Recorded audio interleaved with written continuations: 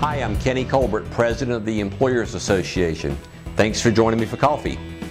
Today we're going to talk about interns or trainees. Now that it's summertime, a lot of you probably have high school students or college students stopping by your place of business looking for employment. Likewise, some of you may even create internships or co-ops for some of these students. The issue always comes up, do I need to pay them as employees, or can this be an unpaid internship? The Fair Labor Standards Act addresses this, and it says if they are in fact employees, they have to make at least minimum wage, which is $7.25 per hour. However, if they are truly an intern or a trainee, they do not have to be paid any wages. The Fair Labor Standards Act has a 6-question test that spells out if they truly are an intern or a trainee, and a key point is an employer has to meet all 6 of these points for the person to be unpaid. Here are those 6 points.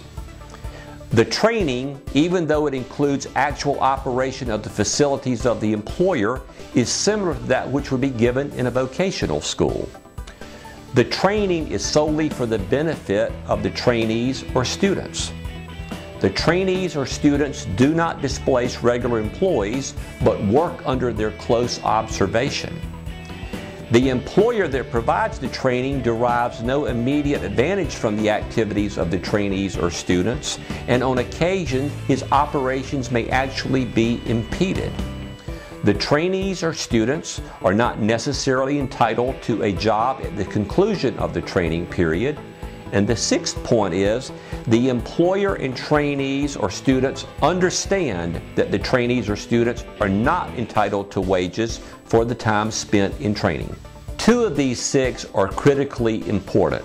The first one says that the training is similar to that which would be given in a vocational school, and the 4th point, which says the employer derives no immediate benefit from the activities of the trainee or student, and on occasion his operations may actually be impeded. So here's the key point I want to drive home with this.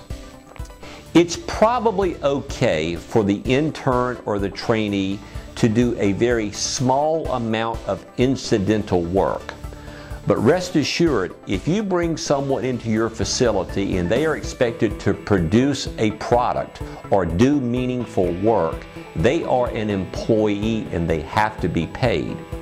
If the person is brought in simply as an observer or an onlooker, but they happen to do a little bit of work here or there, I think you could safely make the argument that they are a trainee or an intern and they do not have to be paid. I think it's great that some of you are going to be considering people for summer internships, for co-ops, and for summer jobs. Just make sure that you comply with the Fair Labor Standards Act. Call us at the association if you have any questions. Thanks.